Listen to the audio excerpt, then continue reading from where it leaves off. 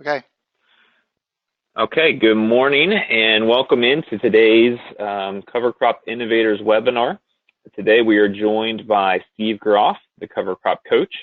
Steve is going to be sharing with us step-by-step instructions for setting up drills and planters and how to properly calibrate them for planting cover crops.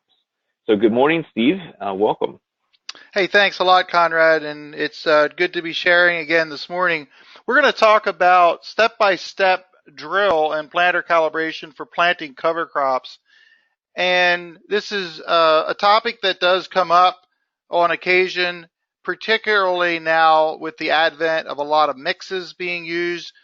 Because if you're planting something like cereal rye or triticale, like a small grain as a cover crop, the charts and experience that you may have are there available, and it's very easy to set up your drill and to be able to plant those.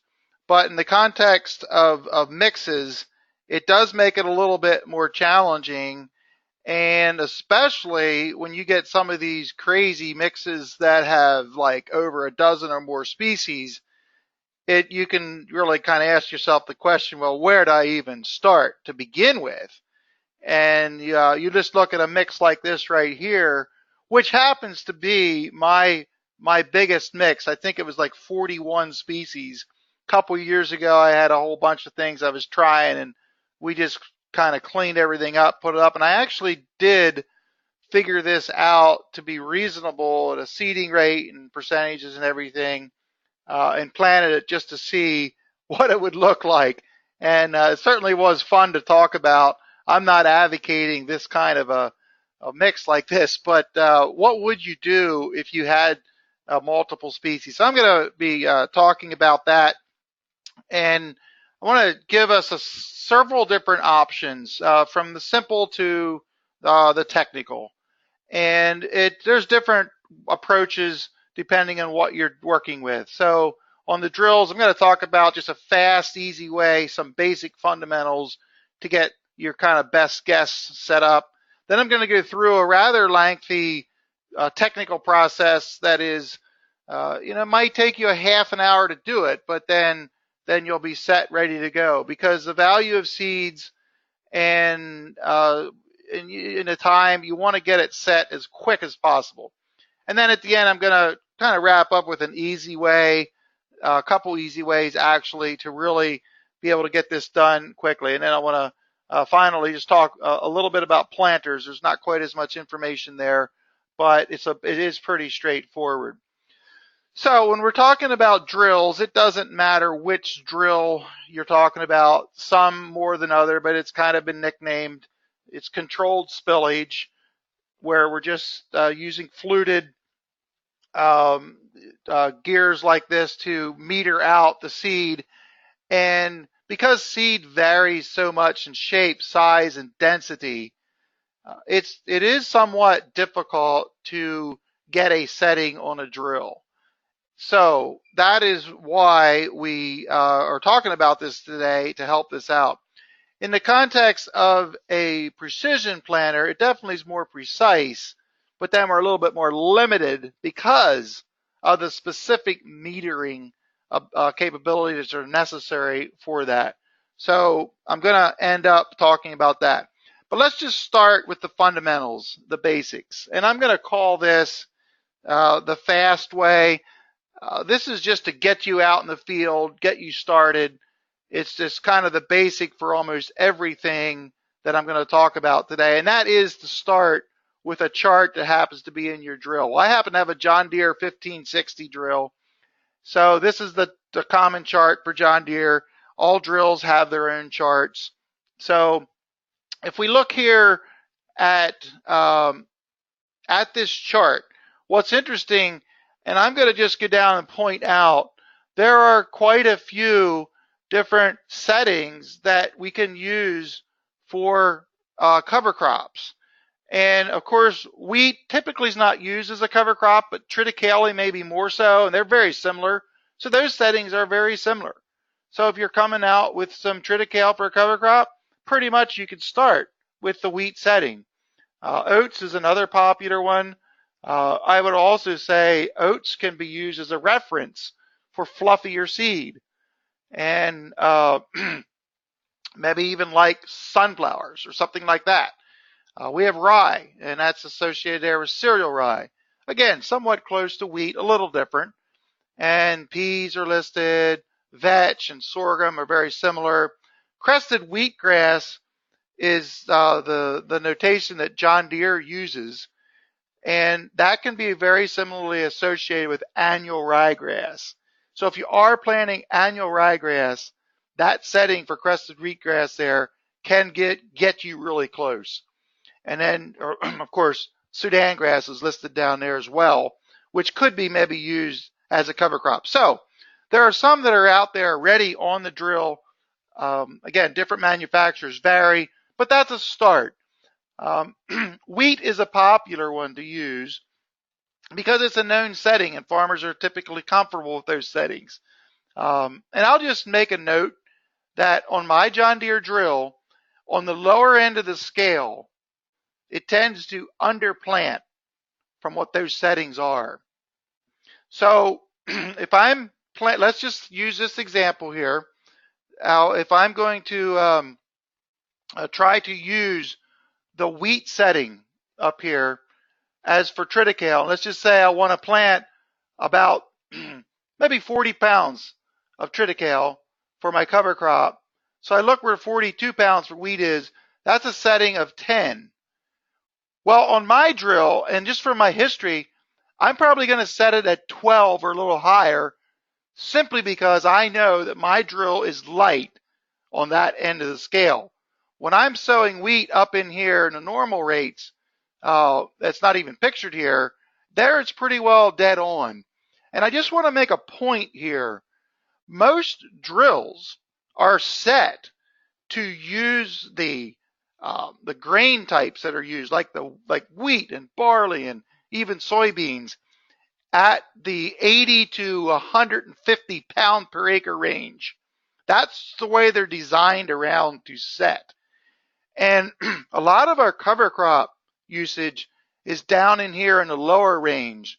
And so they become more inaccurate at that lower range. They weren't meant to plant seeding rates at 5, 6, 10 pound per acre, which we might do in some cover crop settings.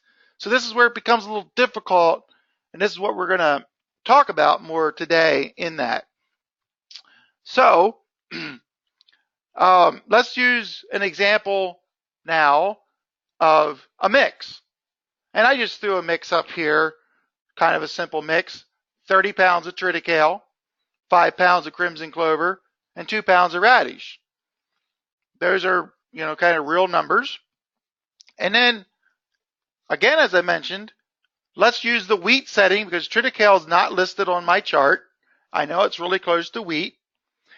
So as I get my little marker up here, as we look at what that 30 pounds triticale is, 5 pounds crimson clover, where do I set that to accommodate the 5 pounds of crimson clover and the 2 pounds of radish? Well, you might think, well, I'll just add them together. Crimson clover to radish, that's a total of 37 pounds per acre. But since a drill is metering on volume, and since crimson clover, and to a little lesser extent, radish is small seeds, it kind of fits in the crevices of the triticale. So we don't want to really increase the setting very much because those smaller seeds are going to be in the context of the mix. So that's just something you need to take into consideration. So I would simply use the wheat setting and pretty much ignore the smaller seeds, or maybe tap it up just a little bit higher to accommodate them, but surely not 7 pounds higher. And I know that's not much of a difference on a drill like this. But as I stated before, on my John Deere drill, I would probably set it right in here to about 42, and I like the 10 on here because I know I'm seeding light in this here. So that's just a nuance that you have to understand. Now, when I get in further here, teaching about more specifics, you will then pretty soon find out how well your drill does at those lower settings. Getting used to running my little marker here, so bear with me a little bit as I try to figure out how to turn it off. Okay, that moves. Okay, so let's talk about a more technical way, a more accurate way, and you may only have to do this once or twice unless you really dramatically change your mix. So this is going to be something that you almost have to see a couple times to understand. Once this webinar is recorded and uploaded, you can go back and look at it. I actually have a text sheet on this that I'm going to make available sometime in the future that'll all be written out. So if you're listening to this later, you might have to go back and go over it because it is fairly technical, but again, fairly accurate if you really want to fine tune your seeding rates. So the first thing to do is to measure and flag out a 200-foot distance in a field. And that's going to be a baseline here for measuring an area. The next thing is mark your tire or drive wheel. Some planters have drive wheels. Put a mark on there somehow, spray paint it or some way that you can kind of easily see that. And these are just little kind of like tricks of the trade, so to speak, to get this done quickly. So we're going to have our drive wheel marked. Then we want to drive that measured 200-foot distance with the drill engaged. So conditions have to be near field ready to do this. You want the drill engaged so it's real world conditions. You have someone either walking along or going along the four-wheeler or something, count the revolutions of that drive wheel in the 200 feet and then jot that down. The next thing to do then, and it's a separate but very related aspect, calculate the area, which is easy. It's 200 feet times the width of your drill. And then we're going to divide that by 43,560, which is the square feet in an acre. So we're going to take the distance times the width divided by an acre.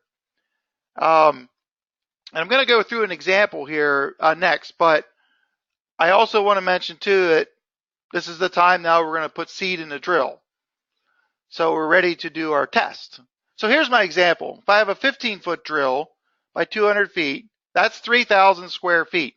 I divide that by an acre, square foot in an acre, and I come out to 0.069 of an acre, 0.069 of an acre. So I keep that number, put seed in the drill, make sure there's enough in to cover all the openings because you're going to run this a little bit here. I would really not encourage you maybe to fill the whole drill up because we want to jack it up here. If certain drills we need to do that, and you don't want a heavy drill with it completely full of seed. The other thing is what I shared at the very beginning. Use that drill seeding chart to at least get a close setting. At least get it close. That we don't want to waste a lot of time. You don't want to do this 5 times. You want to get it close, so you want to start close. So jack up the drive wheel, or in some cases, their drive wheel may be just on the planter. You don't have to do this step.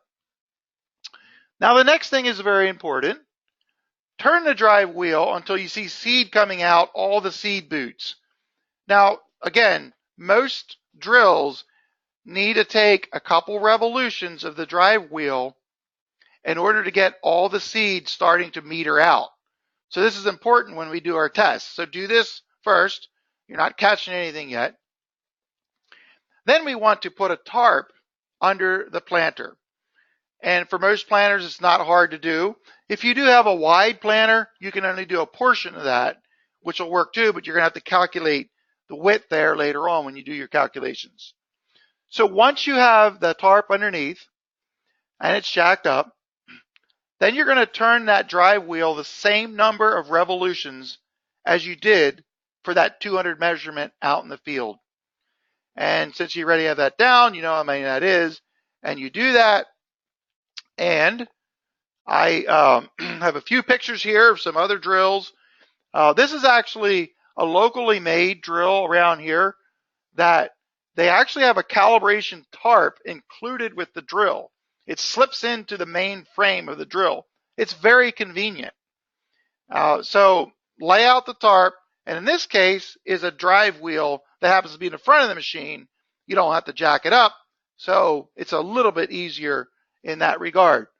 So as I said, you turn the drive wheel as many revolutions as equated the distance that you remembered. And I will say on this particular drill here, the locally made drill, they have some distances figured out for you. So it kind of takes the step away. You don't have to actually drive in the field. So there are different variants of this. So that's why I'm trying to show you a couple of them just to help us understand what you might be dealing with. So we're collecting the seed. In this case, it's a really nice way to put it in a bucket so that we're able to then weigh that seed.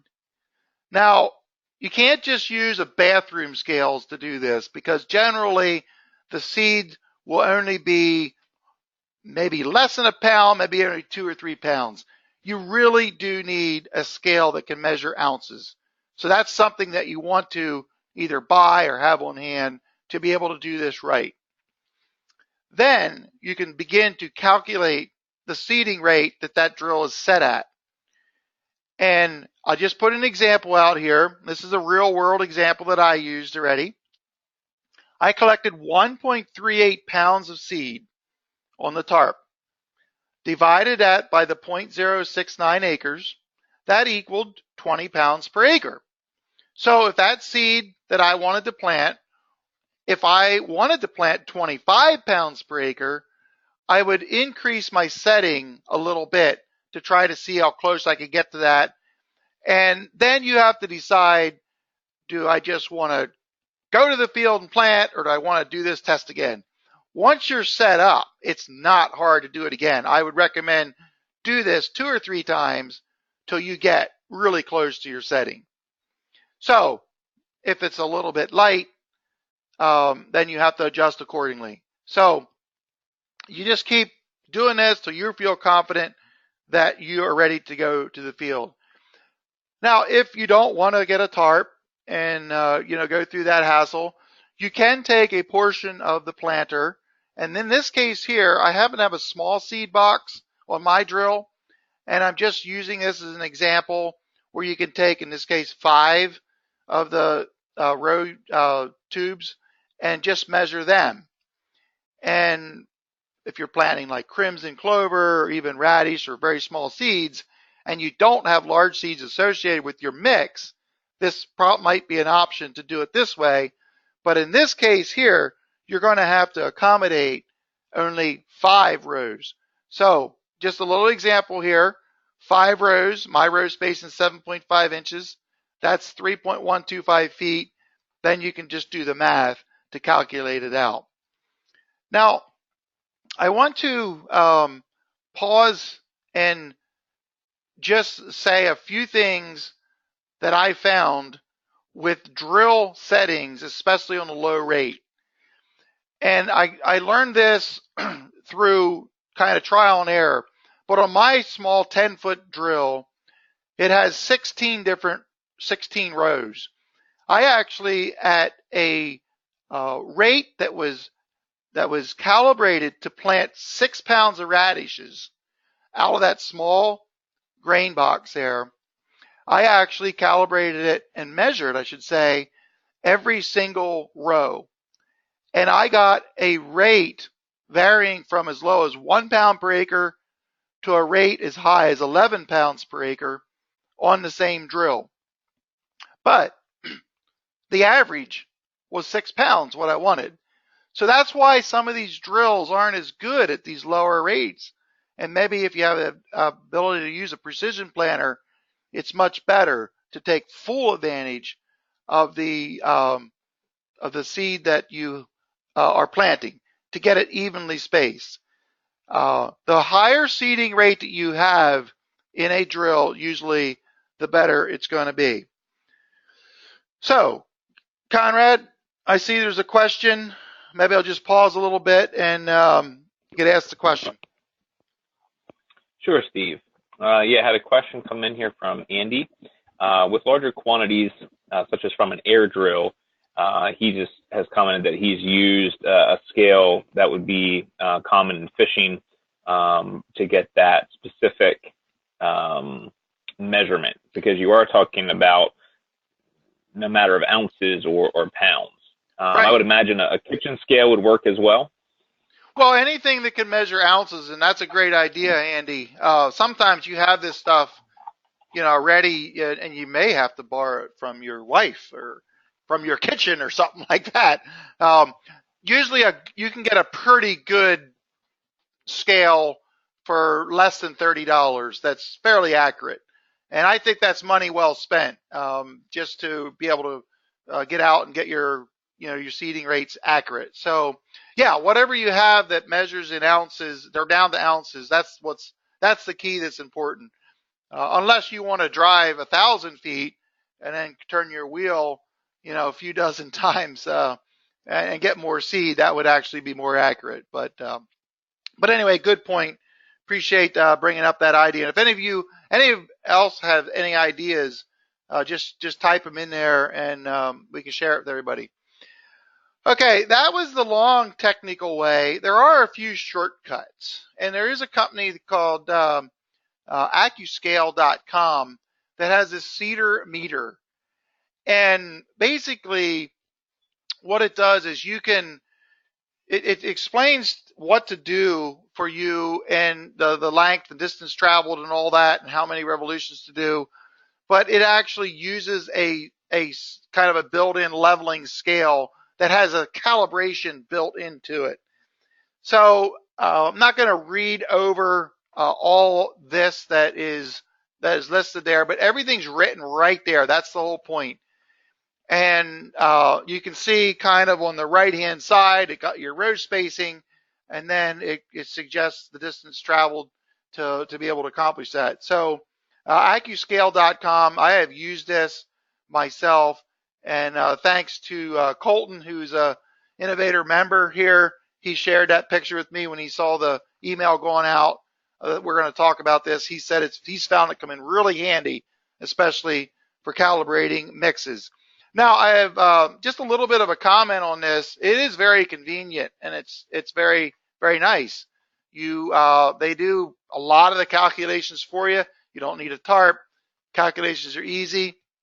However, one thing I think would be just fair to share is that at lower seeding rates, it's a little less accurate. And if you can see on the kind of the line there, the seeding rates go up from 0 to 250 pound per acre. So if you're planting, in that 10 to 20 pound per acre, it's pretty fine tuned at that lower rate. So I would say there, if you are getting really lower rates, you may want to use some other methods to actually do this. But other than that, this is something that's available. I think it costs 50 or 60 bucks. They supply little baggies so you can collect off your seeding, tubes and stuff. So, yeah, it's just a good option that's out there. So with everything else I said, it sounds a little complicated, and it is, but there is an easier way. But a lot of times you have to pay for it when things become easy, and that is to use a scales. Scales on grain drills are becoming more and more popular. Just for a reference, on my drill, it was $2,000. After the pain of paying it off is gone, you'd never go without it. It's just so nice to be able to use some of the fundamental principles I said in the very beginning. Get your seeding rate close based on your seed indexes and based on some of the primary components of your cover crop mix, and trying to, guess, kind of your best guess, I would have to say, is out there, is a way to get started. But then you can literally very quickly get dialed in watching the seed as it goes. And Usually, planters now, and with GPS and everything, you may have an acreage meter that's accurate, and it can tell you how many acres you've planted. You can do the math, and you can figure out within an acre or two, you can really get it dialed in. So again, use the seeding chart, as I said early on here, get the setting close, plant an acre or so, observe the amount of seed seeded by the scales, and then you just adjust accordingly. So this definitely is something that does take a lot of the guesswork out, and it makes it a whole lot easier. Another thing to do once you've spent all the time and effort into this is to write down the settings that you use for a specific mix or a specific cover crop that you planted. And this is just taken right off my drill, and this was different things we were doing, and those settings are for my drill. They actually, you could take the exact John Deere drill and it may be slightly different. It's certainly not an exact science, I've found out. But write them down somewhere that you can reference them, so you don't have to redo everything with a new mix. Now, obviously, if mixes change and you need to recalculate, that's just what you have to do. But don't forget to write it down to save yourself some time the next time. Well, let's just switch over to precision planter calibration, which is somewhat simpler, but then I'd have to say somewhat limiting as well. And we had talked about precision planting last week, and if you didn't get to hear that, you can go back. It's up on the members website and be able to listen to it. But just a little bit of detail here. I'm just going to put out a few of the more popular cover crops that have been grown with precision planters. Some single species that are relatively round in size and singulatable are straightforward. In other words, planting annual ryegrass with standard seeding discs probably will not work in a precision planter. That being said, I'm going to show you discs that are now on the market where it will work, or multiple mixed species will work. But let's just start out with radish. There are small milo plates or sugar beet plates that are on the market. Obviously, if you're not in an area of the world that uses those particular crops, you need to talk with your dealer weeks in advance just to get them ordered for you, but most companies have them.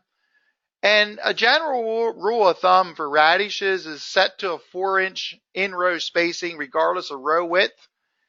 That just seems to work out. It does depend what you're trying to accomplish maybe, but 4 inches is a good row spacing, and that equates to about 100,000 seeds per acre in 15-inch rows, just for a reference sake. Nowadays, with a lot of controllers in the cab, you can adjust seeding rates pretty much on the go in the cab. Excuse me. For peas, again, very straightforward. Use soybean plates. Again, that 4-inch in-row spacing is really good for 15-inch rows. If you happen to have a 30-inch planter and you want to plant peas to build nitrogen, here I would recommend you go to a 2-inch in-row spacing to be able to keep the population about the same. The reason we don't change that in the radishes, as I suggested, is radishes have the ability to compensate for more room. Peas don't quite as much. Again, you have to kind of do this, what works for each person, but that's just a good rule of thumb in that.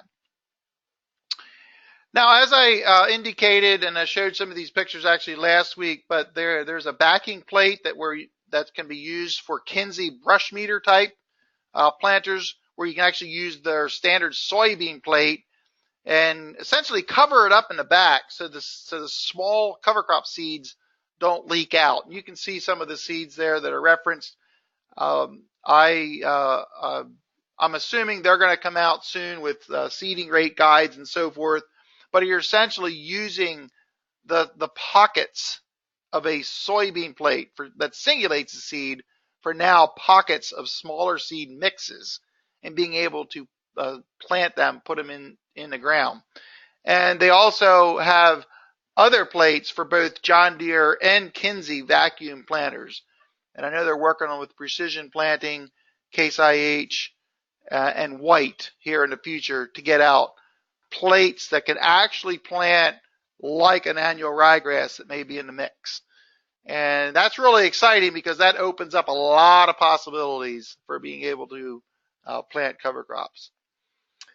So that pretty much wraps it up for today. Next week, we're going to talk about doing cover crop research right, what I've learned after 22 years.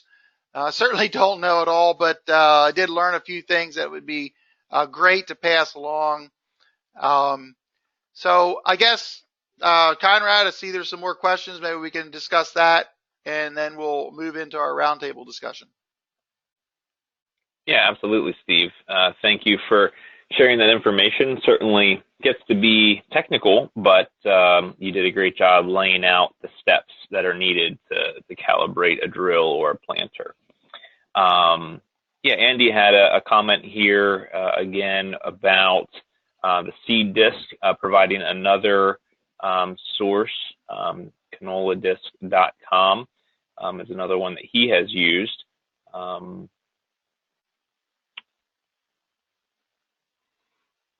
So that would be another one that people may be able to look into for a John Deere planter.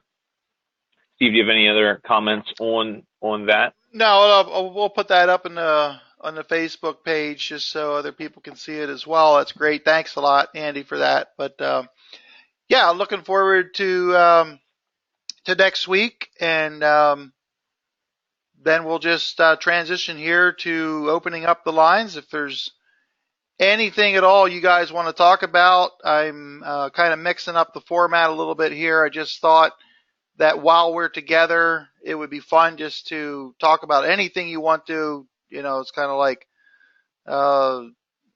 open line Friday that talk show hosts do or something like that. Anything about cover crops that you want to talk about. So we'll open up the lines. If you guys have a question, unmute yourself. I would say, too, you're still on there. If you want to type a question into the box, we can look at that if you don't want to pipe up. But yeah, anyone have a question to ask? I see Tom got his mic on. Tom, you have a question? No, I was just getting ready. Okay, well, what are you finding in, I believe you're from New Hampshire, right?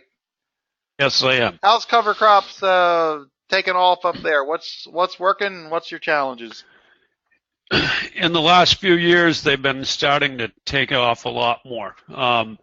Our challenges primarily are growing season related because we have a short growing season and a short period to get our cover crops in. Most everybody here is dairy farmers, so it's corn silage. And then, of course, they're looking at emptying manure pits in the fall. And then and we've finally got some, so now they're establishing the cover crops before they put manure on. Not much manure is injected. Most of it is surface applied. The other thing that we are doing some work with New Hampshire NRCS trying to come up with a few mixes that are going to work for most people. Mm-hmm. So cereal rye has been the old standby. Yeah. Just curious up there, I know there's been some interseeding work done where you're planting cover crops when corn's about knee high. Are you seeing any of that? Is it working? What's your perspective? I was involved we tried it on 3 farms last year, and then actually, did 5 acres on each of the 3 farms. Mm-hmm. And then in the fall, when the silage was off, the interseeding looked pretty poor, and then it was run over, of course, harvesting the silage. Mm-hmm. And one guy, his help came through and drilled across where it was interseeded, and a month later, what had been drilled, and that was a mixture of oats and cereal rye, was way ahead of what was interseeded. Okay. So basically, the I guess the machinery, the trucks and choppers and everything really kind of set the interseeded crop back. Is that what you're saying? I think they did, yeah. Mhm. Yeah. Yeah. And I'm not sure if the population on the corn silage might have had something to do with it too. Okay. Yeah. Yeah, I see John's on from Ontario. I don't know if you're able to um, unmute yourself or not, but wouldn't mind hearing what's happening up there.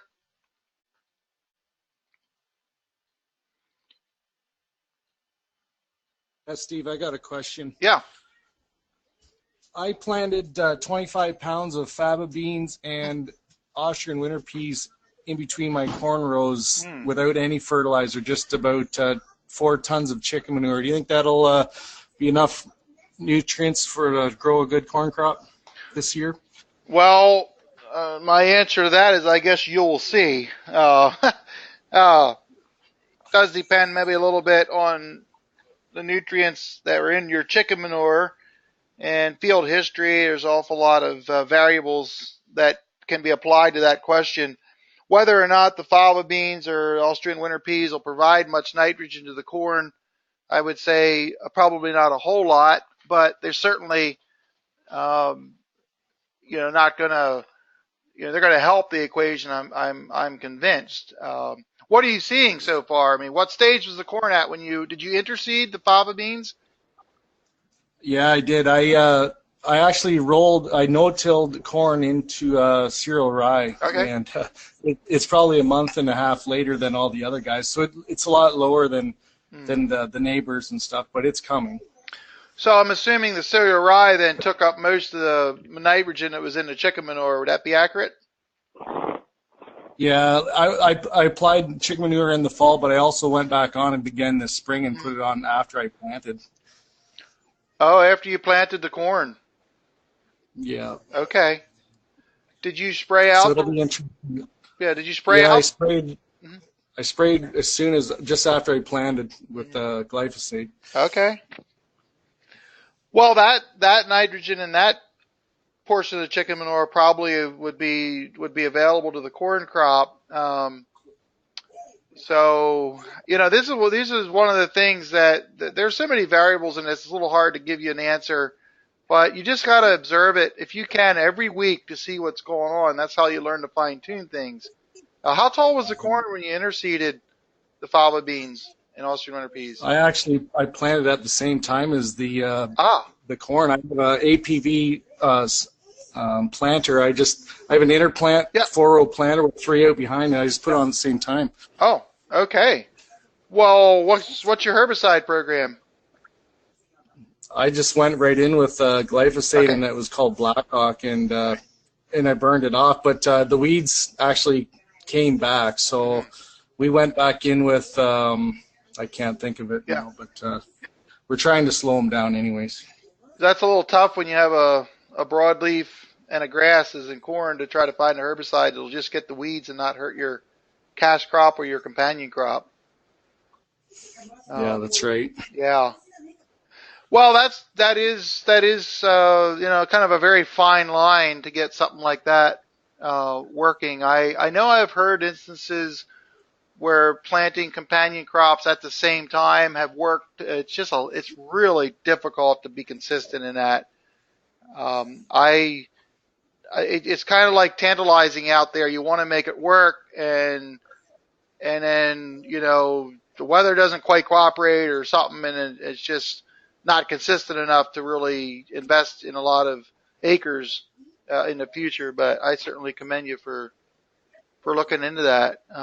Have you ever done any type of interseeding before, like later on when the corn is knee high?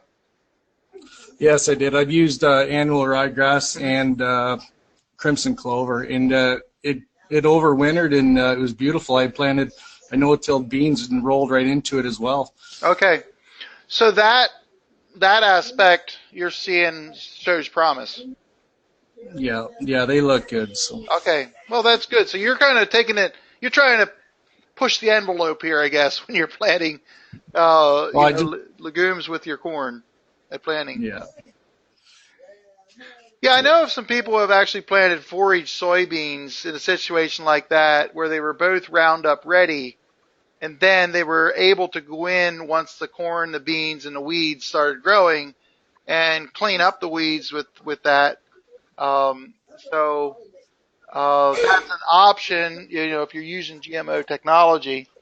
But anyway, well, it'll be interesting what you learn from that. I wonder what would happen if the fava beans would be planted a little bit later in the year, if they would survive under the corn canopy or not. Do you have any thoughts on that based on what you've seen, or?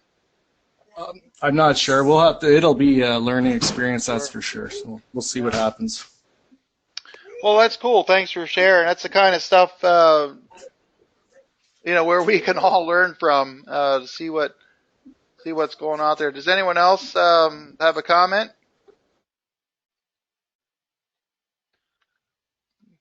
I have a question. Yeah.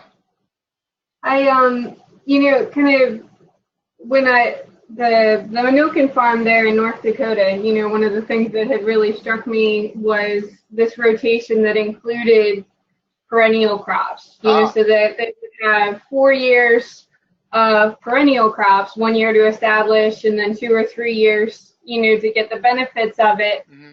And then they would switch back again to annual crops. And I think they can do that there because they have such a big, focus on grazing and rotational grazing and things like that. But I wondered what you would think are some of the takeaways for different regions, how you could kind of work some of those ideas into farming in our area. Believe me, Jennifer, I've thought about that a lot. And as is always stated, the principles can be applied anywhere, but strategic management is it's a big difference between the Dakotas and Delaware where you live, and soil type and seasonality and a lot of that stuff. We don't raise many chickens. Yeah, I hear you.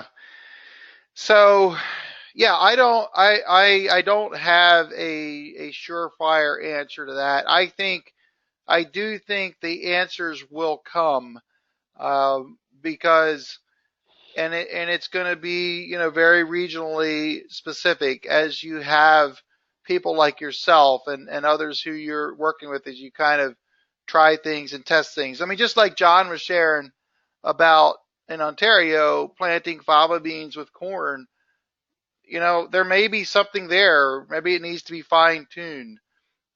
So the whole thing of perennial crops or having a perennial crop in the system, it certainly sounds great in theory, and I think we all want to make it work.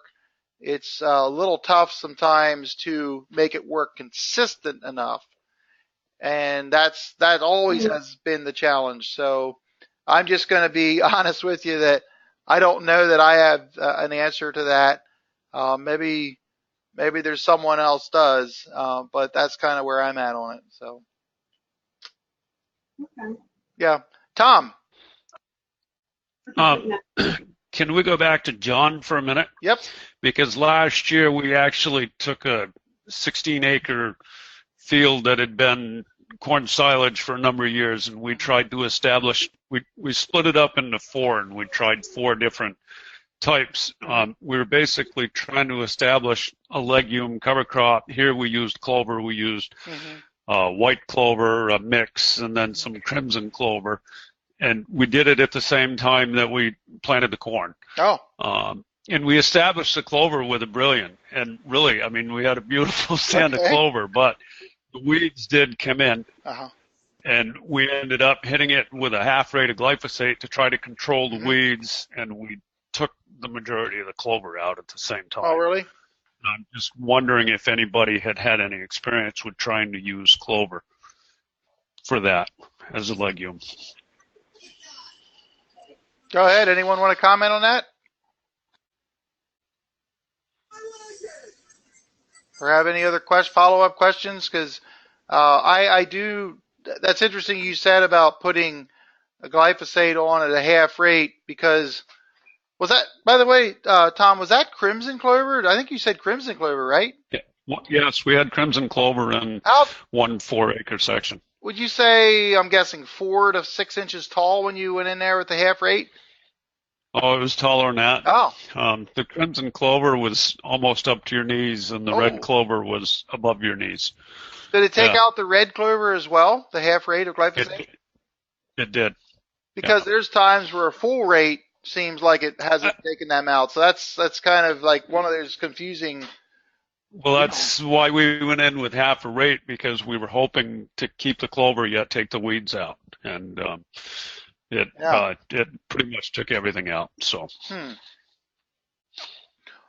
Well, and we're thinking of, we didn't get the subterranean clover early enough this spring, but we were thinking of trying subterranean clover. It's a good idea.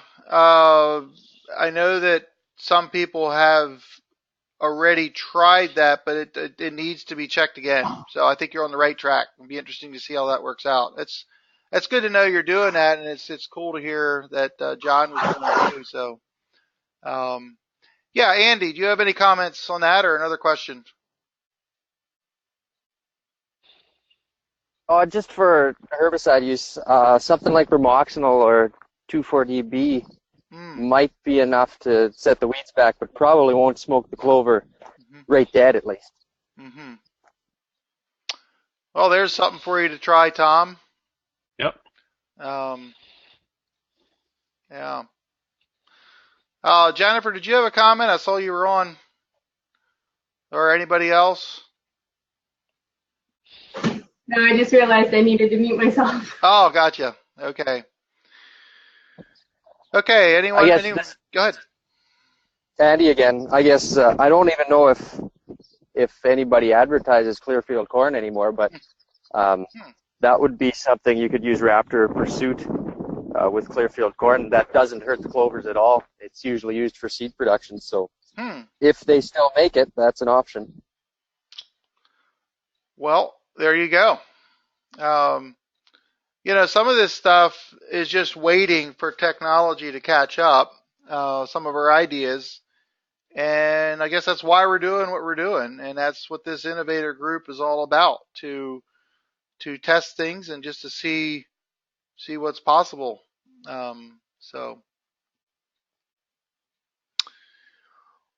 Well, anybody else have any questions at all? Any cover crop question you'd like to ask? We'll probably take maybe one more question and wrap it up.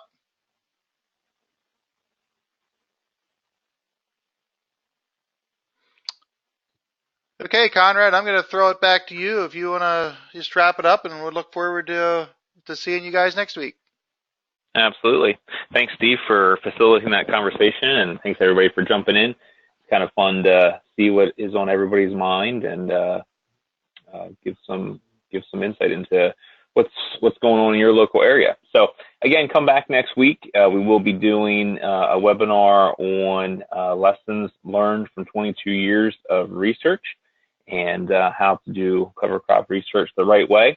Steve will be giving that presentation, and then we'll have another of these roundtable conversations after the webinar is done. So plan to stay on after the webinar and ask for questions and join the conversation. So thank you so much and have a great day. We'll see you next week.